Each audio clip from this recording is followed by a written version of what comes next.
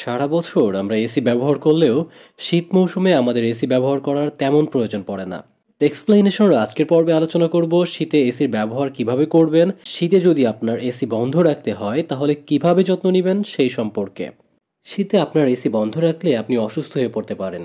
যদি আপনার রুমে ফিক্স গ্লাসের উইন্ডো থাকে অথবা আপনার রুম যদি সম্পূর্ণ ভ্যাকিউম টাইপের হয়, এমন রুমগুলোতে অক্সিজেন প্রবেশ করতে পারে না, যার কারণে আপনার এসি বন্ধ রাখলে আপনার মাথা ব্যথা করবে অক্সিজেনের অভাবে, এমনকি ঘুমের মধ্যে আপনার মৃত্যুও হতে পারে।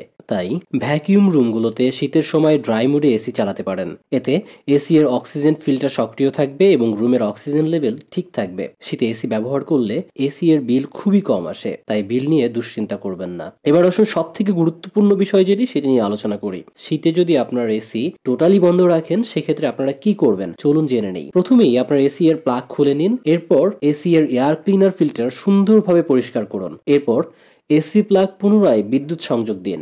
10 মিনিট এসিটি ফ্যান মোডে চালিয়ে রাখুন। এরপর এসিটি বন্ধ করে ঢেকে রাখুন। সেই সাথে বিদ্যুৎ সংযোগ বিচ্ছিন্ন করে দিন। প্রতি সপ্তাহে যে কোনো একদিন এসিটি অন করে ড্রাই মোডে চালাতে পারেন। এতে আপনার এসিটি ফাংশনাল থাকবে। দীর্ঘদিন এসি বন্ধ রাখার ক্ষেত্রে এসি রিমোটের ব্যাটারি খুলে রাখুন। দীর্ঘদিন বন্ধ থাকা এসি পুনরায় ব্যবহারের পূর্বে অবশ্যই একজন এসি এক্সপার্টকে দিয়ে এসি সার্ভিস করিয়ে নেবেন, যদি আপনি এই বিষয়ে কম ধারণা রাখেন বা কম জানেন। সর্বোপরি এসি একটি মূল্যবান সম্পদ, তাই এর সঠিক যত্ন নেবেন, না হয় এটা নষ্ট হয়ে যেতে পারে। এক্সপ্লেনেশনের আজকের পর্ব এখানেই শেষ করছি। যারা এখনো আমার চ্যানেলটিতে সাবস্ক্রাইব করেননি অবশ্যই সাবস্ক্রাইব করবেন এবং পাশে থাকা বেল আইকনটি বাজিয়ে রাখবেন যাতে করে আমার পরবর্তী ভিডিও নোটিফিকেশন আপনার কাছে পৌঁছে যায়।